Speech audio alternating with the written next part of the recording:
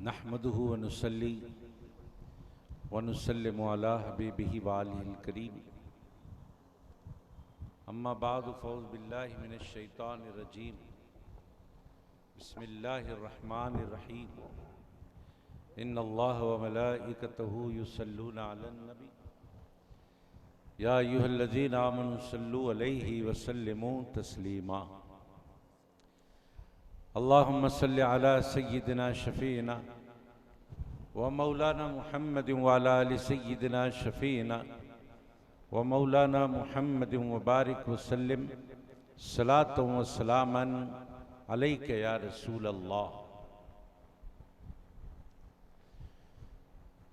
अल्लाह तबारक व तआला का फजल व करम है कि उसने हमें आक़ाए नामदार मदनी ताजदार दो आलम के मालिको मुख्तार गुलशने हस्ती की अवलीन फसले बहार सय्यदे आलम नूरे मुजस्सम राहते आदम व बनी आदम सय्यदुना मुहम्मद मुस्तफ़ा अहमद मुज्तबा सल्लल्लाहु अलैहि व आलिही व अस्हाबिही वसल्लम की उम्मत में पैदा फरमाया। हम और आप इमाम आज़म कॉन्फ्रेंस में जमा हैं। दुआ करते हैं परवरदिगार ता दमे आखिर ये कॉन्फ्रेंस हर साल मुनक्किद करने की हमें तौफीक अता फरमा। मुझसे पेशरो आपने मुदल्लल बयान समात फरमाया और मेरे बाद भी आपको दलाइलो बराहीन की रोशनी में तफसीली खिताबात सुनना है।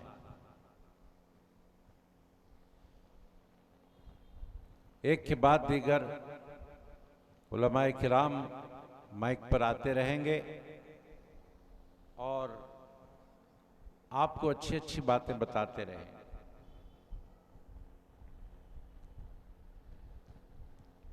मैं थोड़ी देर आपके और मौलाना मोहम्मद हनीफ कादरी साहब मद्दजिल्लहुल आली के दरमियान खड़ा हूँ ताकि चंद बातें आपके सामने रखूं इमाम अबू हनीफा रहमतुल्लाह अलैह के बारे में।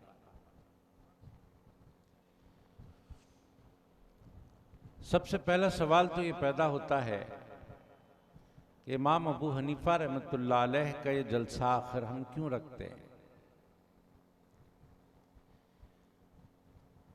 ये रखते क्यों है जलसा?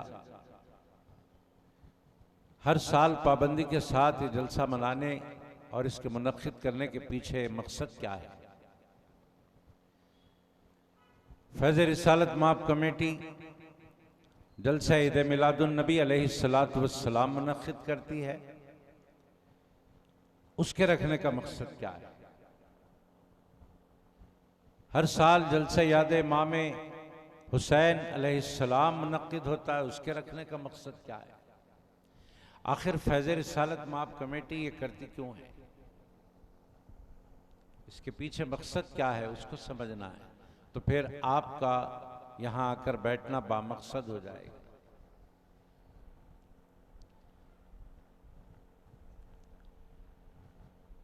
ये सारे जलसे करने का मकसद यही होता है कि हर दौर में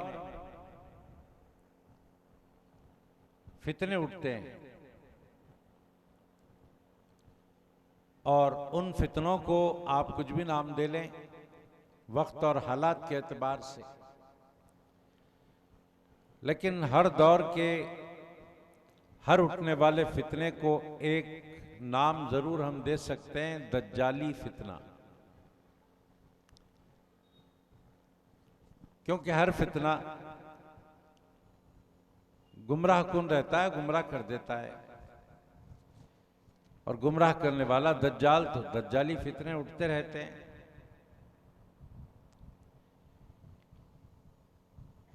तो जलसा ईद मिलादुन नबी अलैहिस्सलातु वस्सलाम का मुनक्किद करना एक मकसद तो ये है कि सरवर कायनात अलैहिस्सलातु वस्सलाम की अज़मत और रिफ़त बयान की जाए, और साथ में एक मकसद ये होता है कि जो फितना परवर लोग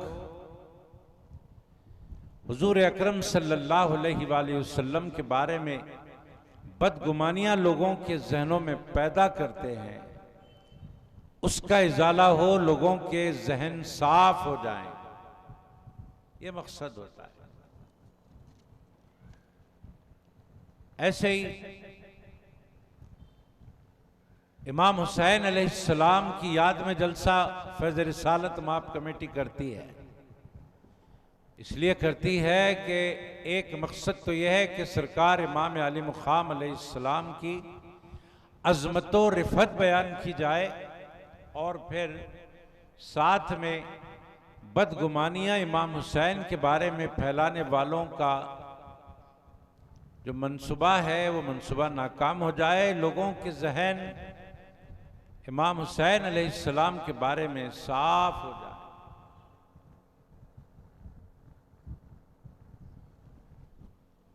जी, इमाम आज़म कॉन्फ्रेंस मनाने का भी यही मकसद है। एक तरफ तो इमाम आज़म अबू हनीफा रहमतुल्लाह अलैह की तारीफ व तौसीफ हो, और अल्लाह ने जो उनको अज़मत व बुजुर्गी अता फरमाया है उसका तज़किरा हो, और उनके ज़िक्र मुबारक से हमारे गुनाहों का कफ़ारा हो जाए। जैसा कि नबी पाक सल्लल्लाहु अलैहि वसल्लम ने इरशाद फरमाया, ज़िक्रुल औलियाई कफ़ारतुन व ज़िक्रुल अंबियाई मिनल इबादा। औलिया को याद करना, उनका तज़किरा करना गुनाहों को मेटता है, और अंबिया को याद करना इबादत में लिखा जाता है। हज़रात गिरामी, ये बदगुमानियां ख़त्म हो जाती हैं ऐसे जलसों से, तो ये बहुत बड़ा काम है जिसमें आप और हम शरीक हैं। इमाम आज़म अबू हनीफा रहमतुल्लाह अलैह के बारे में, और जैसा कि आपने पेशो खतीब से सुना, फ़िक़्ह के बारे में, अइम्मा शरीयत के बारे में बहुत बदगुमानियां फैलाई जा रही हैं, और ये कहा जा रहा है कि हम हनफी नहीं है, हम शाफई नहीं है, हम मालिकी और हम्बली नहीं है, हम मोहम्मदी हैं। ये जहन दिया जा रहा है। भाई मोहम्मदी तो सभी हैं, जितने कलमा पढ़ने वाले हैं सब मोहम्मदी हैं। इसमें एतराज की बात क्या है? आप हनफी नहीं है तो क्यों नहीं है, ये सवाल है। आप मालिकी या शाफई या हम्बली नहीं है तो क्यों नहीं है, ये सवाल पैदा होता है। हम हनफी हैं, ये कोई सवाल पैदा होने की बात नहीं है। तो बहुत सारे इतराजात फ़िक़्ह पर, अइम्मा पर और तखलीद पर होते हैं, उसका जवाब आपको मिले इसलिए जलसे रखते हैं। ये जलसे की अहमियत ये है कि अगर कोई आपको पकड़कर तखलीद के खिलाफ आपका जहन बनाना चाहे, अइम्मा के खिलाफ आपको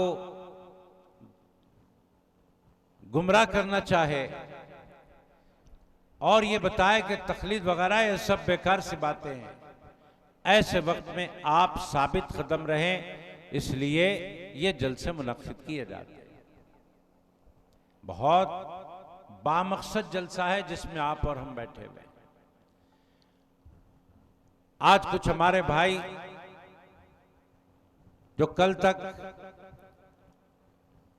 तखलीद के कायल थे, आज तखलीद के मुनकिर हो गए और बोल रहे हैं कि भाई तखलीद की क्या ज़रूरत है, हमने फला मौलाना से सुना है, हमको कोई ज़रूरत नहीं है।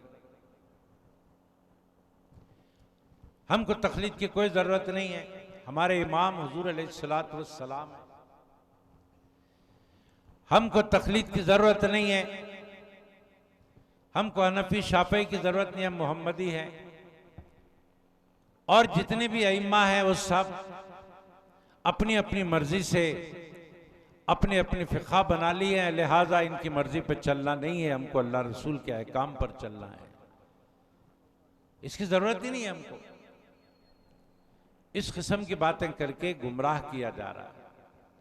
तो फ़िक़्हा की क्या ज़रूरत है, अइम्मा की क्या ज़रूरत है, तक़लीद की क्या ज़रूरत है, वो आज के जलसे में आपको बताया जा रहा है। हर साल आपको बताया जाता है ताकि गलत फहमियाँ दूर हों, गुमराहियाँ दूर हों, आप गुमराहियों से बचें और इस्लामी तौर तरीक़े को अपनाएं और जो हक़ रास्ता है उस पर आप गामज़न रहकर अपनी दुनिया व आखिरत को बेहतर बनाएं। इमाम अबू हनीफा रहमतुल्लाह अलैह हों या दीगर 3 अइम्मा हों, इन्होंने अपनी मर्जी से कुछ भी नहीं किया, सब कुरान और हदीस की रोशनी में किया है। आप सुन चुके हैं, अपनी मर्जी से कुछ भी नहीं, कुरान हदीस की रोशनी में।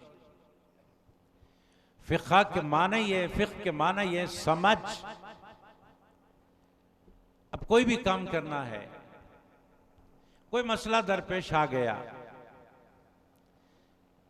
क्या आप हम अपनी समझ से फैसला कर ले सकते हैं? नहीं कर सकते ना। विरासत का मसला आ गया जी, तलाक का मसला आ गया, खुला का मसला आ गया, निकाह का मसला आ गया, विरासत का मसला आ गया, कुछ भी आया, हम कहां जाते हैं? सीधे मुफ्ती साहब के पास जाते हैं। क्यों जाते हैं मुफ्ती साहब के पास? आप खुद फैसला क्यों नहीं कर लेते? आप कहेंगे मुझे उतनी समझ नहीं है, दीन की समझ मुझे उस कदर नहीं है कि मैं खुद फैसला करूं, मैं खुद अपने मसले का हल निकालूं, मेरे अंदर इतनी समझ नहीं है, इसलिए मैं मुफ्ती साहब के पास जा रहा हूं। फ़िक़ही मसाइल में मैं खुद, हालांकि अभी आपने सुना कामिलुत तफसीर जामे निज़ामिया, इसके बावजूद अक्सर व बेशतर जब कोई मसला मेरे सामने आ जाता है तो मैं अपने तौर पर उसका हल नहीं निकाल सकता, मैं मौलाना हनीफ कादरी साहब को फोन करता हूं कि मौलाना ये मसला दरपेश हुआ है, इसका जवाब क्या है? क्यों भाई? मुल साहब आप कामिलुत तफसीर है ना? अब कामिलुत तफसीर होना अलग बात है, मसाइल का इस्तेंबात अलग बात है। क्या बात है, सुभान अल्लाह सुभान अल्लाह। कुरान और हदीस की रोशनी में किसी मसले का जवाब देना अलग बात है। तो मौलाना बैठे हुए हैं, अल्लाह ताला ने इनको समझ अता फरमाई, हम इनसे फोन पर जवाब ले लेते हैं, मेहरबानी उनकी, रात दिन देखते नहीं, जब हम सवाल करें जब जवाब मिल जाता है। सुभान अल्लाह सुभान अल्लाह। तो ये दीन की समझ है, हर एक को नहीं मिलती, अल्लाह की देन है। हदीस शरीफ में आता है, आपने सुना होगा कि अल्लाह रब्बुल इज्जत जब किसी बंदे के बारे में भलाई का इरादा करता है तो उसको दीन की समझ अता फरमाता है। सुभान अल्लाह सुभान अल्लाह सुभान अल्लाह। आप सीधे मुफ्ती साहब के पास जाते हैं तो जो मसले का हल आप नहीं निकाल सकते, मुफ्ती साहब निकाल के बताते हैं। अच्छा ये बोलो कि हम तो मुफ्ती साहब के पास गए, अब मुफ्ती साहब के समझ में नहीं आया तो वो किधर जाते हैं? हमें समझ में नहीं आता, मुफ्ती साहब के पास जाते हैं। मुफ्ती साहब के समझ में नहीं आता, सदर मुफ्ती के पास जाते हैं। वो मुफ्ती आजम के पास जाते हैं, और मुफ्ती आजम को समझ में ना आए वो इमाम आजम के पास। सुभान अल्लाह, सुभान अल्लाह, सुभान अल्लाह, अल्लाहु अकबर, या रसूल अल्लाह, जिंदाबाद। इमाम आजम अबू हनीफा रहमतुल्लाह अलैह को अल्लाह ने वो समझ दी कि उन्होंने कुरान और हदीस को अपनी समझ से दुनिया तक जिन मसाइल का हल पहुंचाए हैं, आज तक दुनिया उन बातों से फायदा पा रही है, क़यामत तक फायदा उठाएगी। वहां आम लोगों को इमाम की हाजत है ऐसी बात नहीं, वहां तो दीगर इमामों को भी इमाम आजम की जरूरत है। सुभान अल्लाह, सुभान अल्लाह, सुभान अल्लाह। तो जिस इमाम की खुद इमामों को जरूरत पड़े, उस इमाम का नाम इमाम आजम। कई ऐसे मसले होते हैं, लेकिन आज दज्जाली फिरके क्या बोलते हैं, भाई हमको अगर कोई मसला दरपेश हो, हम कुरान में देखेंगे, हदीस में देखेंगे और मसले का हल निकालेंगे।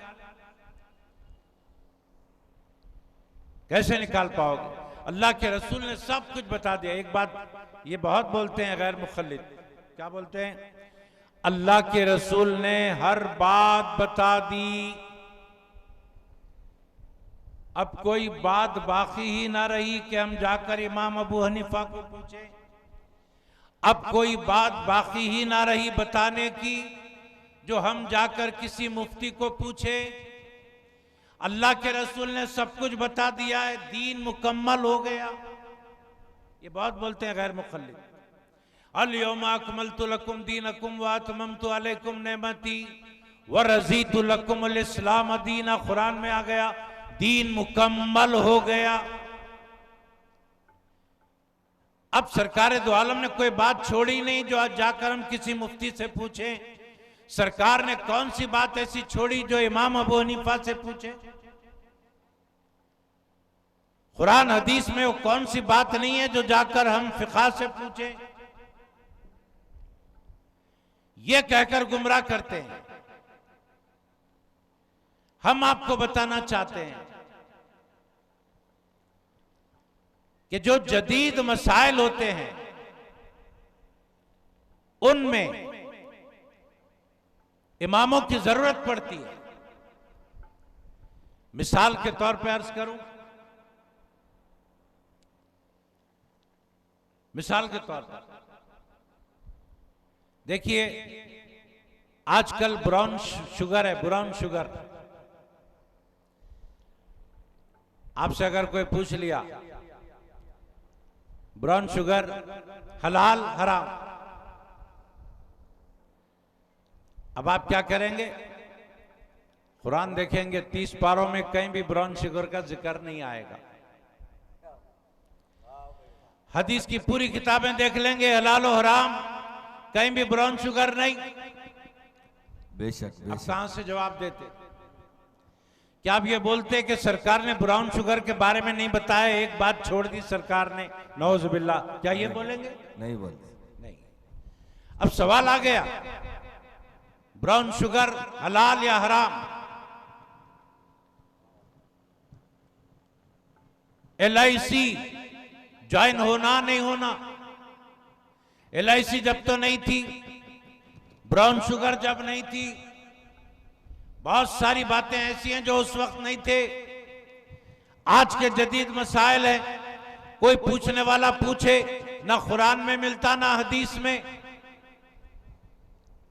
क्या करते?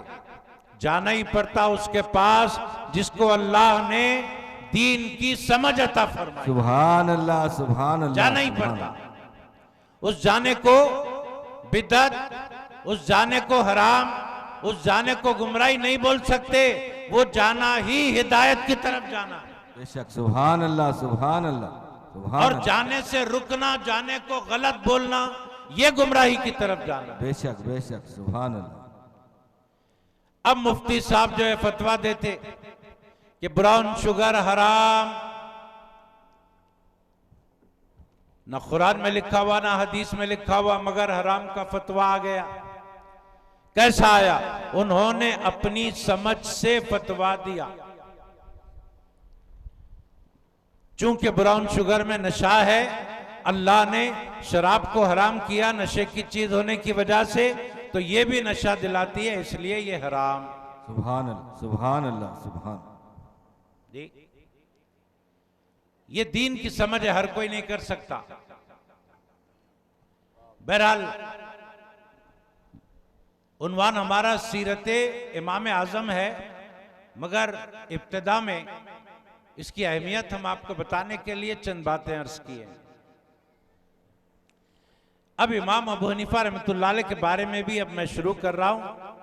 इसका मतलब यह नहीं कि लंबी तकरीर होगी, आपको आलिम बामल मुफ्ती मोहम्मद हनीफ कादरी साहब से बहुत कुछ सुनना है। एक बार दरूद पाक का नजराना पेश करें। अल्लाहुम्मा सल्ली अला सय्यिदिना मुहम्मद व अला आलिहि व अस्हाबिहि व बारिक वसल्लिम सलातु व सलाम अलैका या रसूल अल्लाह। हजरत इमाम आजम अबू हनीफा रहमतुल्लाह अलैह के बारे में मैं अर्ज करना चाहता हूं कि हजरत इमाम आजम अबू हनीफा रहमतुल्लाह अलैह बहुत बड़े पाए के फकीह, नंबर 1। नंबर 2, बहुत बड़े पाए के मुत्तकी। नंबर 3,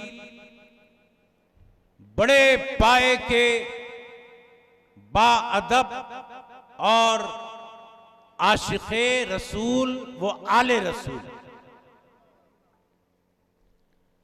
ये 3 बातें आपके सामने रख रहा हूं। कितनी? बोलिए कितनी बातें हैं? 3। नंबर 1, बहुत बड़े फकीह का नाम इमाम अबू हनीफा, इनका नाम तो नोमान बिन साबित है। नोमान बिन साबित बड़े आलिम, बड़े फकीह। इस एतबार से इमाम आजम अबू हनीफा को देखो, एक आलिम की हैसियत से, एक फकीह की हैसियत से देखो, इमाम आजम बाकमाल नुक्ते उरूज पर नजर आएंगे।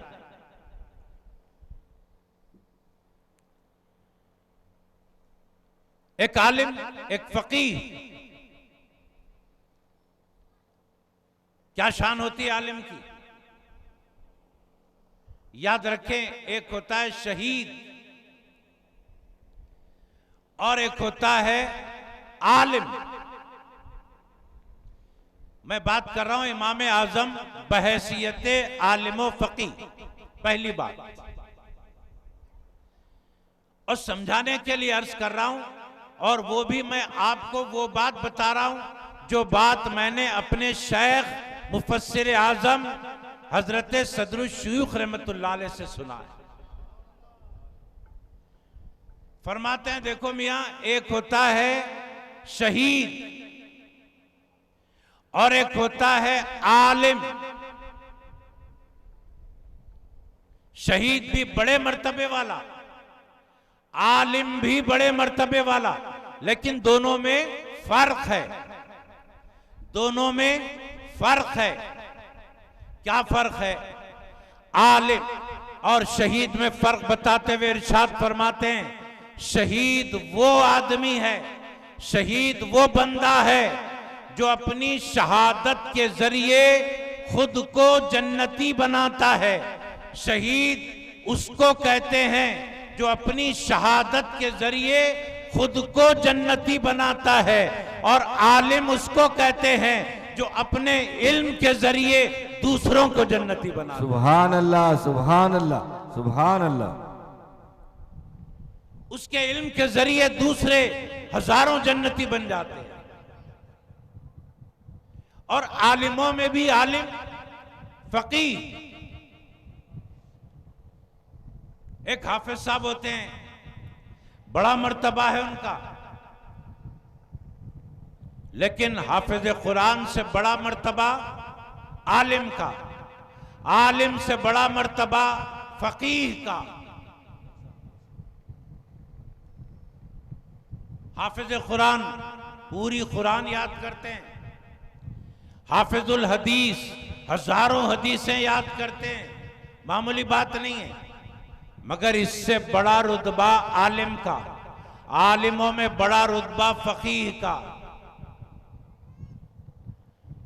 हाफिज साहब से पूछो, हाफिज साहब कुरान पाक पढ़ के बताओ। हाफिज साहब शुरू कर देते हैं, अलिफ लाम मीम ज़ालिकल किताबु ला रैब फीहि हुदल लिल मुत्तकीन, वन्नास तक पढ़ देते। याद किया उन्होंने। हाफिजुल हदीस होते हैं, हजारों हदीसें याद करते हैं, जुबानी कई हदीसें सुना देते हैं बैठे बैठे हवालों के साथ। क्या किया इन्होंने? याद किया। लेकिन हाफिज साहब निकाल कर मसाइल का हल आपके सामने नहीं रखते। हाफिजुल हदीस हदीसों से मसाइल का हल निकाल कर आपके सामने नहीं रखते, याद करते हैं। मसाइल का हल आपके सामने नहीं रखते। मगर जो फकीह होते हैं, फकीह जिनको अल्लाह ने फिक्र की नेमत दिया है, दीन की समझ दिया है और कुरान और हदीस से मसाइल का हल निकालने का फन दिया है, उनकी शान बड़ी होती है। मैं बहैसियत आलिम की बात कर रहा हूं, आपके सामने रखूं एक हाफिज का रुतबा और एक फकीह का रुतबा। तवज्जो से सुने और एक बात याद रख लें, बुनियादी बात, जब तक सरकारे दो आलम की निगाह इनायत ना हो, ना कोई हाफिज बन सकता है, ना कोई आलिम बन सकता है। क्या बात है, सुभान अल्लाह सुभान अल्लाह सुभान अल्लाह। बेशक जब तक उनकी निगाह इनायत ना हो कोई कुछ बन ही नहीं सकता। अब मैं आपको बता रहा हूं एक हाफिज में और एक फकीह में फर्क क्या होता है। आपको अगर कौन सी आयत कौन से पारे में है जानना है तो हाफिज साहब के पास जाइए। लेकिन आपको अगर कोई मसले का हल मालूम करना है, हाफिज साहब के पास नहीं जाना, मुफ्ती साहब के पास जाना। हर काम के लिए अल्लाह ने कुछ लोगों को पैदा किया है। चलो पीछे चलो, 1400 साल पहले चलो, मालूम हो जाएगा कि एक हाफिज पर और एक फकीह पर सरकार का कैसा करम है। हदीसें याद करने वाली एक हस्ती का नाम लेता हूं, हजरत अबू हुरैरा रजी अल्लाह ताला। क्या नाम? हजरत अबू हुरैरा रजी अल्लाह ताला। ये हदीसें याद करना चाहते हैं मगर याद नहीं होता। कई हदीसें मरवी हैं आपसे, लेकिन हाफिजा कमजोर हुआ, याद करना चाहते हैं, याद होता नहीं। दरबारे रिसालत में अर्ज किया, या रसूल अल्लाह अलैहिस्सलातु वस्सलाम, मैं हदीसें याद करता हूं, याद नहीं होता, क्या करूं? आका अलैहिस्सलातु वस्सलाम ने फरमाया, परेशान ना हो, परेशान ना हो, अपना रुमाल लाओ, बिछा दो मेरे सामने।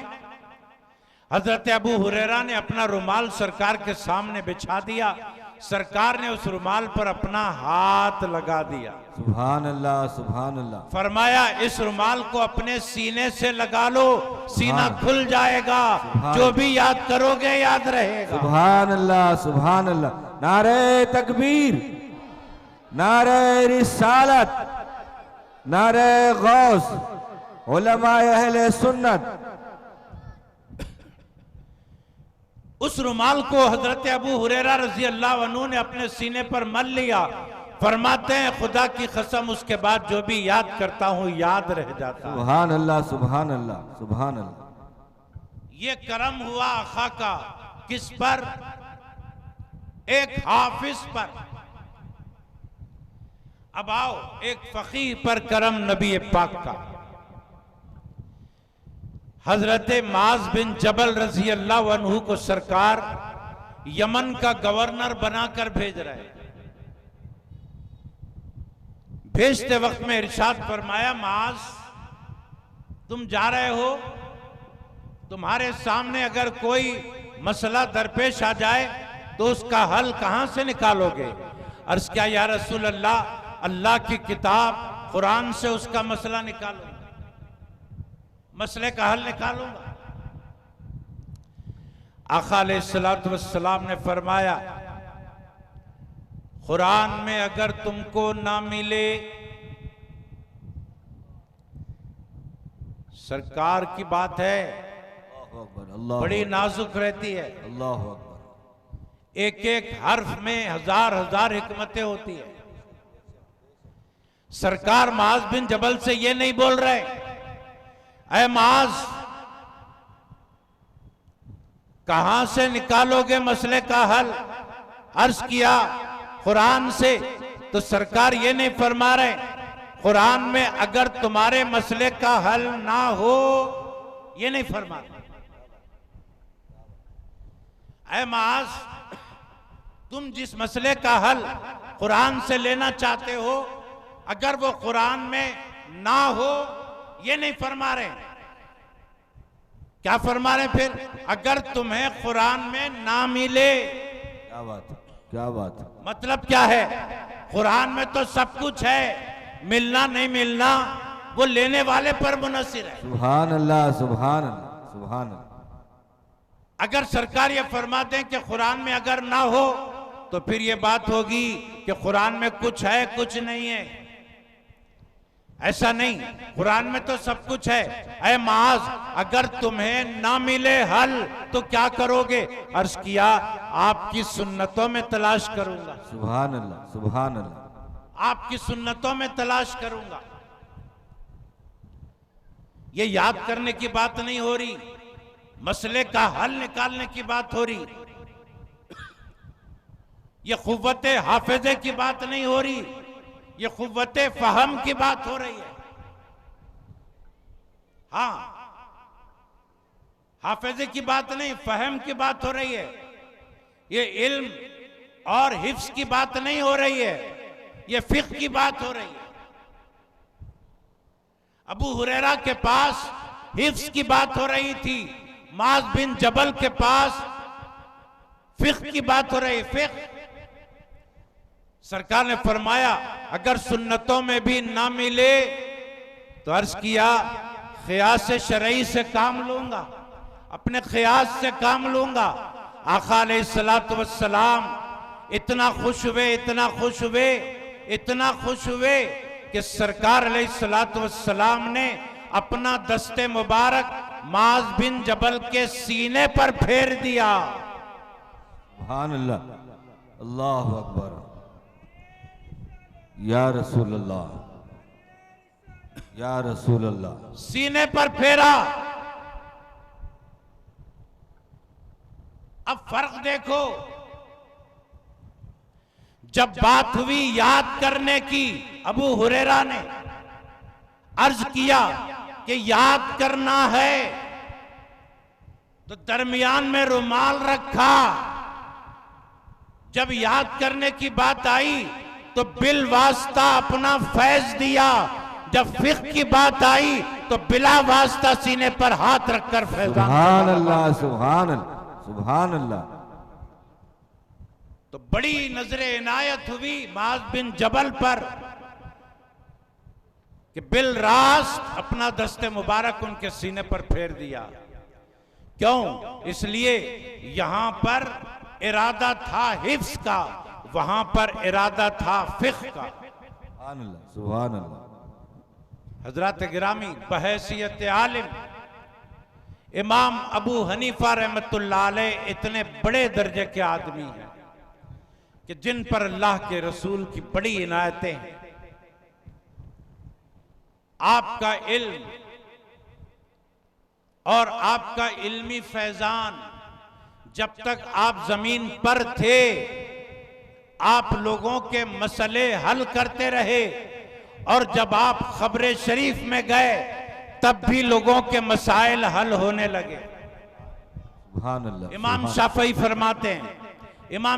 फरमाते हैं जब कोई मैं किसी मसले में परेशान हो जाता हूं, करता क्या हूं, किताबें खोल खोल कर देखता हूं। जब किताबों में समझ में नहीं आता, इमाम अबू हनीफा की खबर पे पहुंच जाता हूं, वहां जाकर 2 रकात नमाज पढ़ता हूं, मेरे मसले हल हो जाते हैं। सुभान अल्लाह, सुभान अल्लाह, सुभान अल्लाह। इमाम आजम के कब्र की जियारत इमाम शाफई के मसाइल का हल कर रही है। मालूम ये हुआ ये अल्लाह का ऐसा आलिम, ये अल्लाह का ऐसा बरगुजीदा बंदा जो खबर में रहकर भी इमामों की रहबरी करता है। सुभान अल्लाह, सुभान अल्लाह। बहैसियत आलिम। अब आइए बहैसियत मुत्तकी, तखवा व परहेजगारी का आलम।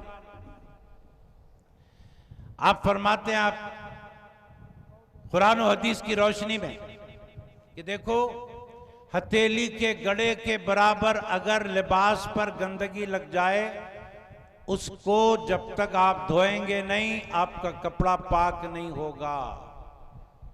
लेकिन आपके लिबास पर, खुद आपके लिबास पर थोड़ी सी गंदगी लगी, नजासत लगी, आपने बड़ी तवज्जो के साथ उसको साफ फरमाया। जब पूछा गया हुजूर वाला ये तो थोड़ी सी नजासत थी और इससे तो कपड़ा नापाक नहीं होता, आपने इतनी तवज्जो के साथ ये अमल क्यों किया? जबकि आप खुद फरमाते हैं हथेली के गड़े के बराबर नजासत लगी हो तब कपड़ा नापाक होता है, नमाज पढ़ने के लायक नहीं होता। ये तो छोटी सी नजासत थी, आप नजरअंदाज कर देते तो हो जाता। इमाम ने फरमाया ऐ बंदे, वो जो मेरा कहना है वो मेरा फतवा था, ये जो मैंने किया ये मेरा तखवा है। फतवा और होता है, तखवा और होता है।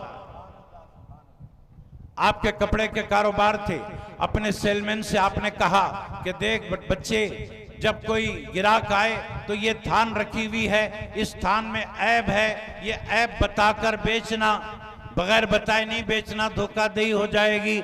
मगर वो सेलमैन भूल गया, वैसे ही बगैर बताए बेच दिया। शाम हुई, हजरत इमाम अबू हनीफा ने पूछा कि देखो वो जो थान थी तुमने बताकर ऐब बेचा है? कहा नहीं। तो इरशाद फरमाया आज का पूरा गल्ला खैरात कर दिया जाए। सुभान अल्लाह, सुभान अल्लाह, सुभान। पूरा गल्ला खैरात कर दिया जाए। सेलमैन ने अर्ज किया हुजूर वो थान के जितने पैसे होते हैं उतने पैसे हम खैरात कर देंगे, बाकी गल्ला तो हलाल का है वो रख लेंगे। आपने इरशाद फरमाया वो फतवा है जो तू कह रहा है और मैं जो कह रहा हूं वो मेरा तखवा है। सुभान अल्लाह, सुभान अल्लाह। पूरे का पूरा खैरात कर दिया जाए, क्योंकि हमें पता नहीं कि उस थान के पैसे जो मिल गए वो पैसे कौन से, हमको पता नहीं। ये तखवा, आपका तखवा। इमाम अबू हनीफा रहमतुल्लाह अलैह तखवे के आला मुकाम पर बहुत सारी बातें मैं सिर्फ इख्तिसार से अर्ज करके हट जा रहा हूं। नंबर 3, पहली बात तो बहैसियत आलिम, दूसरा बहैसियत मुत्तकी, तीसरा बहैसियत आशिक़ रसूल। सुभान अल्लाह, सुभान अल्लाह। हाँ, जब तक इश्क़ रसूल ना हो ना आलिम बनते, ना हाफिज बनते, ना कारी बनते, कुछ भी नहीं बनते। बेशक, बेशक, अगर बन भी गए, क्या बात, अगर बन भी गए, आप बोलेंगे फिर फलां साहब हैं वो आशिक नहीं है, वो तो गए हुए मगर हाफिज है। उन्होंने फलां साहब वो हटे हुए हैं उन्होंने मगर आलिम है, और आप बोल रहे हैं इश्क़ रसूल के बगैर कोई आलिम नहीं हो सकता, हाफिज नहीं हो सकता। 30 पारों के हाफिज है फला साहब। बन भी गए तो उनका बनना नहीं बनने के बराबर रहता। बेशक बेशक, सुभान अल्लाह। कैसा? इमाम अनवारुल्लाह फारूकी रहमतुल्लाह अलैह अपने तसानीफ में एक रिवायत लाते हैं। उस रिवायत से मालूम होता है कि अगर कोई हाफिज बन भी जाए, कुरान याद भी कर ले, लेकिन दिल में इश्क रसूल ना हो, तो वो कुरान उसको हश्र के मैदान में कोई फायदा नहीं देगा। दुनिया में हाफिज साहब मशहूर हो जाए, आखिरत में कोई फायदा नहीं, दोज़ख में डाल दिए जाओगे। रिवायत लाते हैं इमाम अहले सुन्नत इमाम अनवारुल्लाह फारूकी रहमतुल्लाह अलैह, क्या कि कुछ हाफिजों को दोज़ख में डाल दिया जाएगा। अल्लाह अल्लाह। कुछ ऐसे हाफिज होंगे जिनको दोज़ख में डाल दिया जाएगा। पूछा जाएगा मौला ये तो हाफिज कुरान थे, इनको दोज़ख में क्यों डाल दिया गया? जवाब मिलेगा 30 पारे तो याद कर लिए, नामे मोहम्मद को याद नहीं किया। सुभान अल्लाह सुभान अल्लाह। नामे मोहम्मद भूल गए, इसलिए इनको दोज़ख में डाल दिया गया है। जब नामे मोहम्मद याद दिलाया जाएगा, जहन्नम से निकाला जाएगा, तब जन्नत में दाखिल किया जाएगा। इश्क़ रसूल के बगैर कोई चारा नहीं। चलिए, बैसियत आशिक़ रसूल, आखिरी बात, तीसरी, आप अपने शागिर्दों को दर्स दे रहे हैं। एक बच्चा उधर से खेलते हुए आता है, अपना गोला लेने के लिए, बॉल लेने के लिए, वो बच्चे के आते ही आप उठ जाते हैं। फिर वो बच्चा जाता है, आप बैठ जाते हैं। ऐसे ही होता है। शागिर्दों ने बाद में पूछा, हजरत ये बार बार आप क्यों उठते हैं? वो बच्चा आते ही उठ जाते हैं, बच्चा जाते ही बैठ जाते हैं, क्या वजह है? इमाम अबू हनीफा रहमतुल्लाह अलैह ने फरमाया, जानते नहीं वो बच्चा कौन है? पूछा कौन? इरशाद फरमाया वो बच्चा आले रसूल है। सुभान अल्लाह सुभान अल्लाह। मैं उसके एहतराम में ठहर रहा हूं। आज कुछ नादान लोग बोलते हैं हम आलिम हैं और वो फलां सादात वो आलिम नहीं है, तो गैर आलिम सादात पर, गैर आलिम है, सादात भी है मगर आलिम नहीं है, उस पर गैर सैयद आलिम को फौकियत है। ये जहन बन गया बाज लोगों का, ये जहन बन गया। इस जहन को भी साफ करने की जरूरत है, और यह जहन साफ होता है इमाम आजम अबू हनीफा रहमतुल्लाह अलैह की इस अदा से कि वो जो बच्चा खेलते हुए आ रहा था उसके लिए आप उठ गए, और उठकर अमली तौर पर क़यामत तक के तमाम आलिमों को, तमाम फुक़हा को ये दर्स दे गए कि देखो कितना ही बड़ा आलिम हो जाए, कितना ही बड़ा फ़क़ी हो जाए, लेकिन नबी और आले नबी के आगे झुकने में ही उसकी कामयाबी है, उसके एहतराम में ही उसकी कामयाबी है। आप ना क़िबले की तरफ अपना पैर करते, ना मदीने की तरफ अपना पैर करते, और एक तीसरी जहत थी, उस तीसरी तरफ भी आप अपना पैर नहीं करते। हम और आप क्या करते हैं? काबे की तरफ पैर नहीं करते, मदीने की तरफ पैर नहीं करते, और दो तरफ हम पैर करके सो जाते हैं। इमाम आजम तीसरी तरफ भी नहीं करते। जब उनसे पूछा गया कि हजरत इधर काबा है, बात समझ में आती है, इधर मदीना है, बात समझ में आती है, इधर क्या है जो आप नहीं करते अपना पैर? हजरत ने इरशाद फरमाया, उधर मेरे उस्ताद का मकान है। सुभान अल्लाह सुभान अल्लाह सुभान अल्लाह सुभान अल्लाह। अदब से जिंदगी बनती है, जन्नत भी जहन्नम भी। कहने वाले ने अमल का लफ्ज कहा है, अमल, लेकिन आज हम उसको थोड़ा सा बदल कर अर्ज करते हैं, अदब से बनती है जिंदगी, जन्नत भी जहन्नम भी। ये खाकी अपनी फितरत में न नूरी है न नारी है। हमको चाहिए कि अगर हम में से कोई आलिम है, तो वो फॉलो करे इमाम आजम। हम में कोई अगर मुत्तकी है वो फॉलो करे इमाम आजम को, और हम में कोई सरकार की चाहत का सलीका चाहता है वो फॉलो करे इमाम आजम को। एक हस्ती को फॉलो करने में तीन आपको जौहर मिल जाएंगे, इल्म का जौहर भी, इश्क का जौहर भी, अदब का जौहर भी, तक़वे का जौहर भी, न जाने और क्या क्या जवाहरात आपको मिलेंगे, मैं बता नहीं सकता। आप फॉलो करें, आपको खुद अंदाजा होगा कि इमाम आजम के पीछे चलने से मुझे क्या क्या मिल गया। अल्लाह से दुआ करता हूँ परवरदिगार जो कुछ कहा गया सुना गया इस पर अमल की तौफीक अता फरमा।